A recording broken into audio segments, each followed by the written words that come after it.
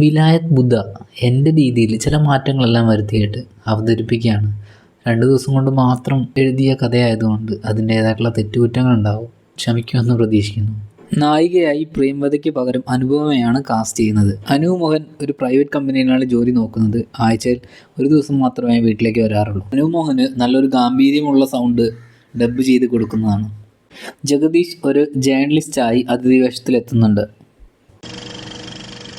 പഞ്ചായത്തിന് കീഴിൽ സ്വകാര്യ വ്യക്തിയുടെ സ്ഥലത്ത് ചന്ദനക്കൃഷി തുടങ്ങാം എന്നുള്ള പഞ്ചായത്തംഗങ്ങളുടെ ആവശ്യം രാഘവൻ എതിർക്കുന്നു. തൻ്റെ നാട്ടുകാരനെ മർദ്ദിച്ചെന്ന പേരിൽ ലോറിക്കാരൻ്റെ വണ്ടി തടഞ്ഞ് ലോറിക്കാരനെ കരണത്തുനിന്ന് പൊട്ടിച്ച് മാസ് ഡയലോഗ് അടിച്ച് നിൽക്കുന്ന അയാൾ ലോറിക്കാരൻ്റെ പകയ്ക്ക് ആക്കം കൂട്ടുന്നു. ചന്ദനമരം വീട്ടിൽ മുറിച്ച് സൂക്ഷിച്ചു എന്നൊരു ഇൻഫർമേഷൻ കിട്ടിയതിൻ്റെ പ്രകാരം ഫോറസ്റ്റ് ഡിപ്പാർട്ട്മെൻറ്റ് രാഘവനെ അറസ്റ്റ് ചെയ്യുന്നു. തൊണ്ടി മുതലായ വിലായത്ത് ബുദ്ധയും അവർ കസ്റ്റഡിയിലെടുക്കുന്നു. ഈ ദിവസം കോടതി അവധിയായതിനാൽ ജാമ്യം കിട്ടാത്ത കാരണത്താൽ പോലീസ് അദ്ദേഹത്തെ ലോക്കപ്പിലിടുകയും അദ്ദേഹം മാനസികമായി തകരുകയും ചെയ്യുന്നു. അന്ന് രാത്രി ഫോറസ്റ്റ് ഓഫീസിന് പുറത്ത് ഒരു ഭയാനകമായ ഒരു അന്തരീക്ഷം സൃഷ്ടിക്കുകയും അതിനുശേഷം തൊണ്ടി മുതലായിട്ടുള്ള വിലായത്ത് ബുദ്ധ കടത്തിക്കൊണ്ടുപോവുകയും ചെയ്യുന്ന മോഹനൻ. ഇതാണ് ഡബിൾ മോഹനൻ്റെ എൻട്രി. ചൈതന്യമലയിൽ താമസിക്കുന്ന വൃദ്ധൻ ഹോസ്പിറ്റലിൽ എത്തുന്നതിന് മുന്നേ തന്നെ മരണപ്പെടുന്നു. വഴിയെക്കുറിച്ചുള്ള ചർച്ച നാട്ടുകാരുടെ ഇടയിൽ സജീവമാവുന്നു. മോഹനൻ പറഞ്ഞുറപ്പിച്ച മരം മുറിക്കാനായി അവിടെ വന്ന പയ്യന്മാരെ അയാൾ പഞ്ഞിക്കിടുകയും മാസ് ഡയലോഗ് അടിക്കുകയും ചെയ്യുന്നു. പ്രതിപക്ഷ പാർട്ടിയുടെ സമ്മേളനത്തിന്റെ വേദിയിലിരിക്കുന്ന MLAക്ക് ചൈതന്യമലയിലെ റോഡിന് വേണ്ടി നിവേദനം നൽകുന്ന വൃദ്ധൻ പ്രതിപക്ഷ പാർട്ടിയിലെ ആൾ അത് ചുരുട്ടി കൊട്ടയിലേക്ക് എറിയുന്നു. ജാമ്യം കിട്ടി അതുവഴി പോകുന്ന ഭാസ്കരൻ, കള്ളൻ ഭാസ്കരൻ എന്ന ഫ്ലെക്സും ആ സമ്മേളനവും കാണാനിടയാവുന്നു. ഇനി തനിക്കൊരു രാഷ്ട്രീയ ഭാവി ഇല്ല എന്നും ഇതിനെല്ലാം കാരണക്കാരായ ആളെ ദൈവം തന്നെ ശിക്ഷിക്കുമെന്നും അയാൾ മറ്റുള്ളവരോട് പറയുന്നു. സ്കൂളിലേക്ക് പോകുന്ന ചൈതന്യ ടീച്ചറെ ജീപ്പിലേക്ക് വലിച്ചിഴയ്ക്കുന്ന മോഹനൻ. ചൈതന്യമലയിലേക്കുള്ള വഴി കൂടി പൂർത്തിയാക്കിയാൽ ഈ പണി എന്നേക്കുമായി അവസാനിപ്പിക്കാമെന്ന് മോഹനൻ അവൾക്ക് വാക്കുകൊടുക്കുന്നു. രാഘവൻ പോയതിന് പിന്നാലെ പാർട്ടിയും ക്ഷീണിച്ചു എന്നും ഇനി വരുന്ന ഇലക്ഷനിൽ താങ്കൾ മത്സരിച്ചാൽ പാർട്ടി രക്ഷപ്പെടുമെന്നും പാർട്ടിക്കാർ അദ്ദേഹത്തോട് ആവശ്യപ്പെടുന്നു. എന്നാൽ രാഘവൻ അത് തള്ളിക്കളയുന്നു. കേസ് വിളിക്കുന്ന കൂട്ടത്തിൽ മോഹനെ അറിയുന്ന ജഡ്ജ് കോടതി മുറ്റത്തെ ചന്ദനമരം വെട്ടിക്കൊണ്ടുപോകുമോ എന്ന് അവനോട് വെല്ലുവിളിക്കും. ചൈതന്യമലയിലെ ആളുകൾ മുഴുവൻ രാഘവന്റെ വീട്ടുമുറ്റത്തെത്തുകയും സ്ഥാനാർത്ഥിയായിട്ട് മത്സരിക്കണമെന്ന് അഭ്യർത്ഥിക്കുകയും ചെയ്യും. അവിടേക്ക് എത്തുന്ന മോഹനൻ പണ്ട് രാഘവൻ ജയിലിൽ കിടന്നതിൻ്റെ യഥാർത്ഥ കാരണക്കാർ ആരാണെന്നും എന്താണെന്നും പറയുന്നു. തൻ്റെ പാർട്ടിയിലെ ഒരാളും പ്രതിപക്ഷ പാർട്ടിക്കാരുമാണ് ഇതിനെല്ലാം കാരണക്കാരൻ എന്നറിഞ്ഞ രാഘവൻ മത്സരിക്കാൻ തീരുമാനിക്കുന്നു.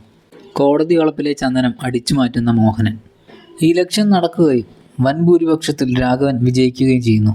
കച്ചവടത്തിൻ്റെ ആവശ്യത്തിനായി 2 ദിവസത്തേക്ക് നാട്ടിൽ നിന്നും മാറി നിൽക്കുന്ന മോഹനൻ ചൈതന്യമലയിലെ പെൺകുട്ടിയെ പാമ്പ് കടിക്കുകയും കൊണ്ടുപോകുന്ന വഴി ചെക്ക് പോസ്റ്റിൽ അവരുടെ വണ്ടി തടയുകയും ചെയ്യുന്നതോടെ പ്രശ്നം വഷളാവുന്നു.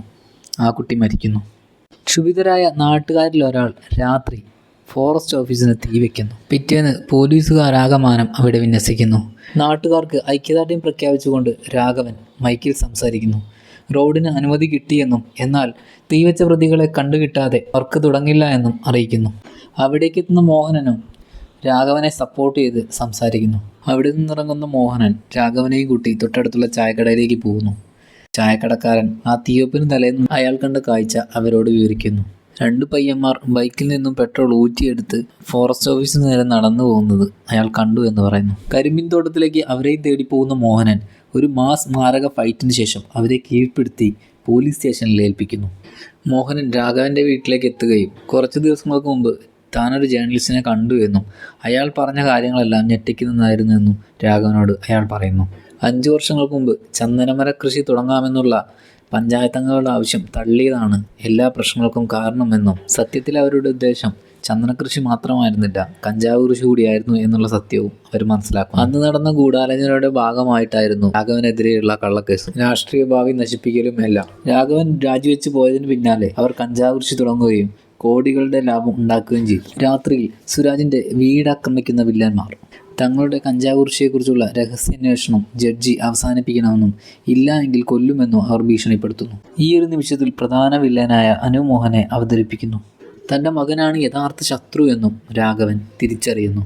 നേരത്തെ തന്നെ അപകടം മണത്ത സുരാജ് മോഹനെ ഫോണിൽ വിളിച്ചിരുന്നു. വില്ലന്മാർ സംസാരിച്ചതെല്ലാം മോഹനൻ കേൾക്കുകയും സുരാജിനെ രക്ഷിക്കാനായി അവിടേക്ക് എത്തിച്ചേരുകയും ചെയ്യുന്നു. ഒരു മാരക ഫൈറ്റോടെ സുരാജിനെ മോഹനൻ രക്ഷിക്കുന്നു.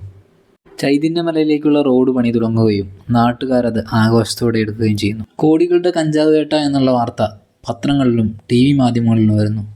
നായികനായകന്മാരുടെ റൊമാൻസ് സീനും അമ്മയുടെ സീനും കൂടെ ആഡ് ചെയ്താൽ ഏകദേശം ഈ സിനിമ കംപ്ലീറ്റ് ആവും.